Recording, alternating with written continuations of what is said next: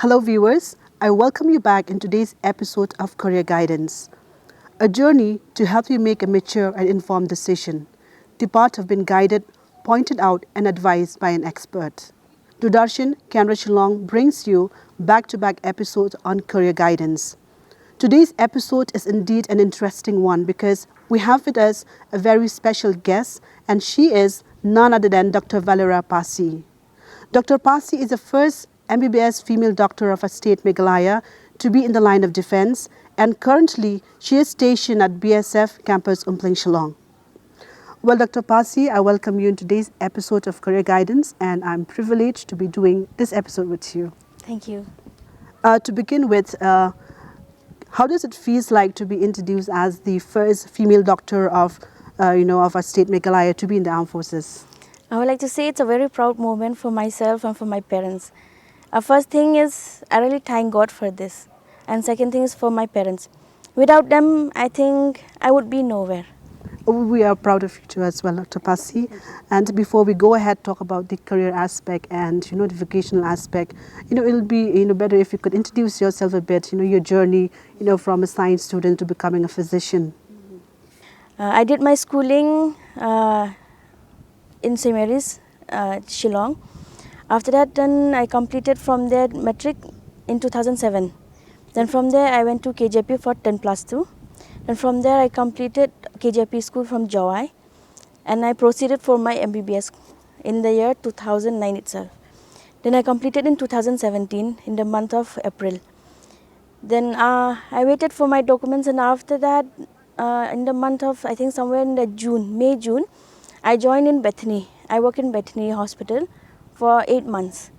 Then actually I came to know about forces. At first I didn't know that there's a BSF exists in Shillong. So one of the doctors, Dr. Shailinia, she's a gynecologist. She was contractual here. So with her help, with her guidance, I got in BSF on contract in 2018. I came for interview in 2017 in the month of 21st October here in Umpling. Then I got selected and they asked me to join on 18 January. I joined and I keep working with the BSF, and it was a proud moment to work with them. You get the different ideas, different opinions and everything compared to the civil life. Then after that, on 2020, I got selected as regular post. Right. And what really inspired you to become a doctor, Dr. Pasi? Actually, since childhood, my aim was always to become a doctor. Then in some point of time, I changed my aim in life. Then after that, then in my family, around us cousins and everything, there's no one a doctor. So I decided, my mom, my parents decided, like, you have to do it. So because of them, I am who I am now. So you're the first from the family and first from the state as well. Yes. Well, it's a proud moment again. Thank you. Also, Dr. Pasi, how did you prepare yourself to get into the medical field? Actually, just after completed my 12, then I wrote few entrance, but I didn't get through it, so I went through private. Okay. And how much time and effort you think, since you are in the armed forces, it takes for one to prepare to get into the forces? Actually, it depends on the luck to get into the force. Okay. And if, as for me, medical officers, it doesn't take that much time. What about the the training that you have to go through? The training difference is from being a civilian doctor, to physician in the armed forces. Actually, to be a physician in armed forces, you have to go through so many obstacles, so many ups and downs. But you can't give up just like that. If once you want to be in the force, you have to face it. And as for me, I have worked for 2 years. Then I went for my training this year itself, and I completed in August 10th. Okay. During the training, it was very tough. I won't say it's tough, but we are in the hilly area. Yes. We lived here, so it's easy for us for all those ups. But for those people who live in the plain area, it's very difficult for them. But I would say I'm proud of myself. I did a good job in my training. And what are the the training that you had to go through, which you didn't expect, for you, because you have come from a, civilian, physician becoming an, doctor in the armed force. So what exactly, is the difference and the challenges that you face in the part? First thing is when I first joined the training, there was a running. Running is common for everybody. Yes. Then for us, especially for us female doctors, we have around 23 of us female doctors there. So only 2 of us from Northeast. One is from Assam and me from Meghalaya. Okay. Then male, I won't say about the male, I'll only say about the female. So the thing is, when at first we practice the vertical rope, Okay. which is very difficult. But somehow in 2 days time, we managed to succeed the rope to go up and down. Then second thing is route march, which is like 24 kilometers you have to walk. Then again you have like, it takes a lot of hard work to do that, because you have to carry a weapon and you have to carry 9 kgs Yes. materials in the bag, your backpack. And that is also another obstacles I had to face, and that too with the heat.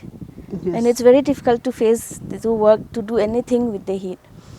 And second thing is, for us officers, we are more proud is when we have to go for firing.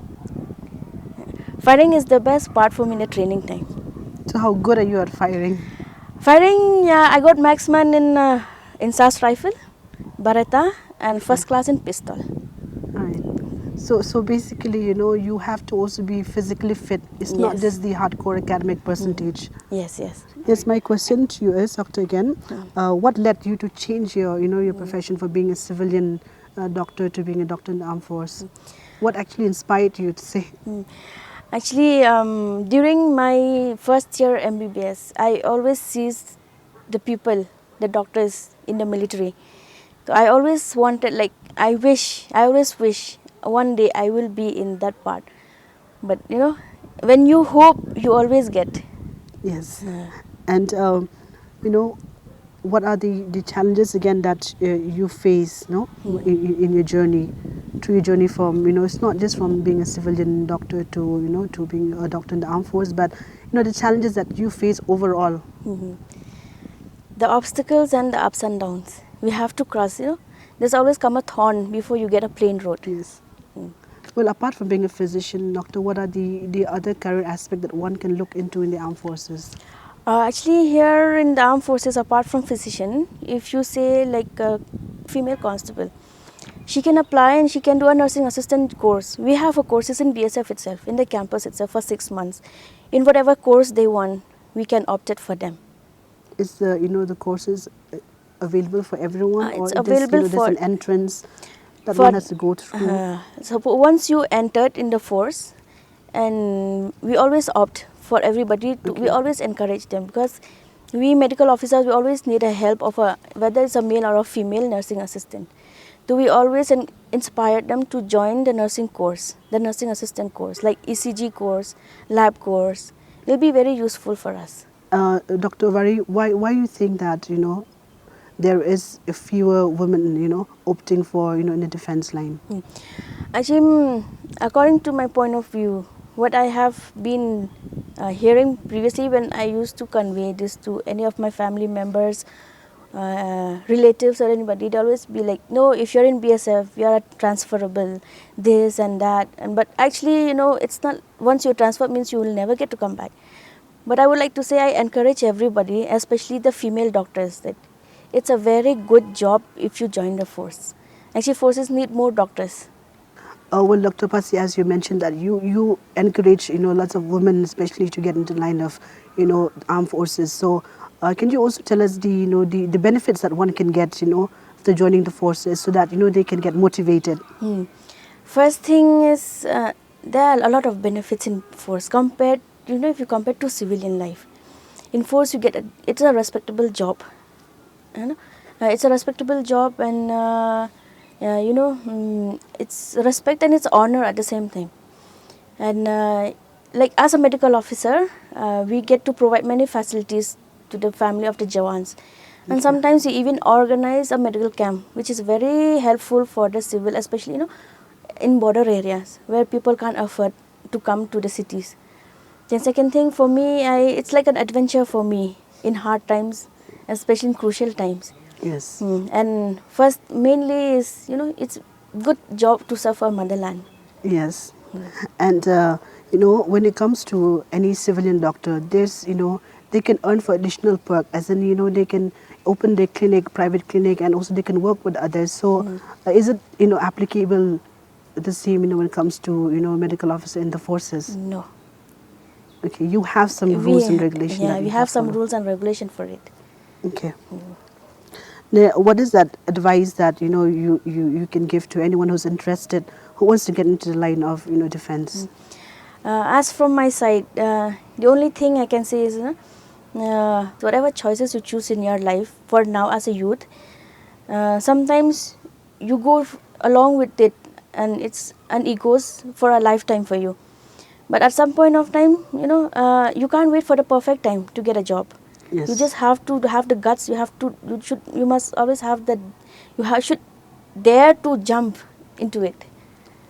Because we as humans, we always try to encourage, to motivate the youngsters now. Yes. In a right directional way. Well, Dr. Pasi, as you already have the experience of a civilian doctor, do you ever reflect back in returning to the life of a civilian doctor? As for now, I would say no, because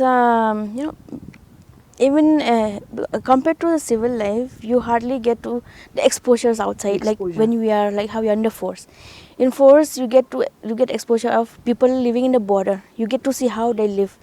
Life is not easy for them in the border, because border, it's between the Bangladesh and the India. Yes. And they live in some part they live in a very complicated life. And just like last year, there's one patient during our medical camp. He is a tumor patient.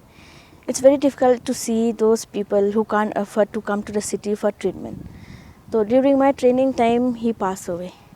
But I feel bad, I feel guilty, because I couldn't help him in that, because it's in his final stage. So to go back to civil life, I think I would say it's very difficult for me, because force is already like one big family for me. Yes. And, do you have any future plans, apart from, Maybe after 5 years, the BSF, they'll always give us, the people who wants to go for further studies, they'll always give them a study leave. Okay. For like, suppose like for PG for 3 years. So they'll give you for 3 years study leave. So you have any future plans for completing your PG? Yeah, I'm planning after 5 years, because Okay. after 5 years they will allow you to do your PG. Okay, that's after being in the service for 5 years, After then being you in the can, pursue further studies. Yes. All right. And, can you just share us your journey of 2 years and 8 months being in, BSF? Yeah. When I first joined, it was on 1st April, it was during the COVID time. And when we joined, was, even we had a center here in Ompling. So we were very running around. We don't have that feelings to be like, no, I'm scared to touch this patient, I'm scared to do this, I'm scared to do that. We just have to do it. And during that time, it's very difficult for us to handle, because in a day, it's like a sleepless night for us during those times. Yes. And when this COVID-19 has come down, then we started back to our normal life, seeing patients, taking care of them, going to borders, visiting borders. And my favorite part is, during my 2 years, is visiting the borders. Okay. It's a very peaceful, because here it's a busy schedule, hectic work, hectic duties. And when you go to border, you get to, you get that peaceful, that calmness. And at the same time, there, it's not that we go there to rest. I usually used to go to the border. I used to see patients also at the same time. In a day, sometimes 5, 6, 10 patients used to come, and sometimes civilian also used to come. When once they know that BSF doctors has come, so they wanted to inquire themselves about whatever happened to them. So during those time, during my this 2 years, 8 months, it's a very good year, good days, good months for me. Well, Dr. Pasi, apart from the hardcore academic percentage, what are the other skills required, for becoming a doctor? To become a doctor, you need to be gentle, kind, soft. Should not be rough with any of the patients. How irritated you are, you must never show it to others, because you never know what patients feel from inside when you show the attitude. So as a doctor, the main thing is you must always be kind. And how are you able to handle stress when it comes to critical patients that you face on your journey? Yeah. First thing, like in force, if any patients, example like if accident in the border, the BS, if any of the Jawans. So they will call us and we will tell them to take to the nearby PHC. If it's very severe, from PHC if they can't deal with it, they will send them back to headquarters. From here, like here in Maupat, we have one small hospital which we do only for first aid. Okay. Then from here we refer them to Umpling.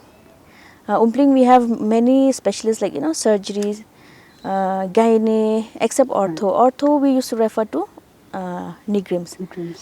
So any critical patient that comes, we usually give them the first aid, which give them little relief from pain, and we refer them directly to Nigrims. Right. And as you have mentioned earlier, that it was a proud moment, for your family, as you, the first doctor in the family. So were your parents supportive enough, your parents, your friends, as you are ready to get into the line of forces? When I first let my parents knew about it, that I have to attend for my interview in BSF, there's no objections against it. They were very proud. They're like, you go for it. Whatever comes, just grab the opportunity, because you never know what life is tomorrow. Yes, unfoldless, yes. And also, Dr. Pasi, there's many people who wants to be in the forces, the armed forces, but then they can't have that fear in them. So do you also have that fear inside you? I would say no. That's why I joined the force. Right.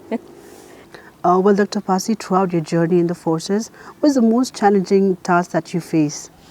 Right now, I haven't faced any challenge yet, because I haven't been posted anywhere out. Okay. Since 2020, I was here in Shillong only. If in case in the future, I think I will face it. Yes. I have to face it, because I have pledged and I have oath that no matter what comes the way, whether hard or rough or tough, I have to face it. Well, Dr. Pasi, I believe there are rankings in the armed forces as well. Can you just brief us about the rankings? Rank right now, starting is from whether it's a GD post or medical officer's post. It starts with AC, assistant commandant. If it's GD, it's just assistant commandant GD. For medical officers, it's assistant commandant medical officer. Then comes deputy commandant. Then comes 2IC, second in commandant. Then comes commandant. And it depends on the years. Like for us medical officers, it takes 4 to 5 years to reach to the next rank. Okay. After the IG is IG, and so on up to ADG. Okay, so currently you are in the position of ACMO. Right. And since the time you started working, or you joined the armed forces, you have been posted here in Shillong. Yes. So most probably you will be posted in a different part of India. So what exactly you're expecting for your next posting? Next posting, even if they give me an ANO, which is a hard area also, I would ready to go for it.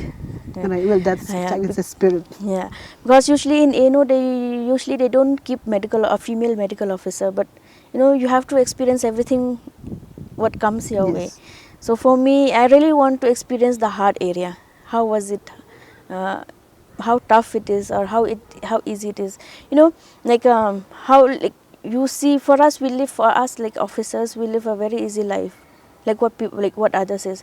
If you look at the Jawans, it's tough, not so easy, but duties and everything, they have to go, walking duties and everything. Yes. So I just want to have that same experience, like how they are facing it. And we always learn through experience, Yes, and we put in so much effort through the journey of our from schooling to becoming to entering the medical field, and also getting into the armed forces, and so you really want to experience that journey as well. Yes. All right, doctor. So I'm sure that there's many viewers who's watching this episode will be motivated through you, Dr. Yeah, I just hope so. And what is that one mantra that you follow in life, and then if you want to share? As the motto of my BSF, because BSF is like a family to me, it's like duty unto death. Yes. So we must always follow it. Okay. And if there's any message that you want to share to the youth today? Yeah. Just one message in one line. Yeah. It's just a very short. Success always comes after failure. You have to pass through everything, whether it's hard or it's it's ups and downs. You just have to face it. Once you fail, you have to keep trying until you succeed it. Yes. Yeah. Because I always, success always comes after you fail in many times. Doctor. Dr. Pasi, we definitely want to continue this episode a little longer, but then, we have limited time. Well, that was a very refreshing segment, and I thank you for sparing your valuable time despite your busy schedule. And also, I'm sure that this episode will pave way to many aspiring youths. Thank you. Well, viewers, we have come to the end of today's episode, and we'll be meeting again on the next episode of Career Guidance, winding this program with a quote by Matt Fox: "The only goals you don't achieve in life are the goals that you don't set. So make sure to set your goals. Till then, keep watching Dudarshan Canara Shillong."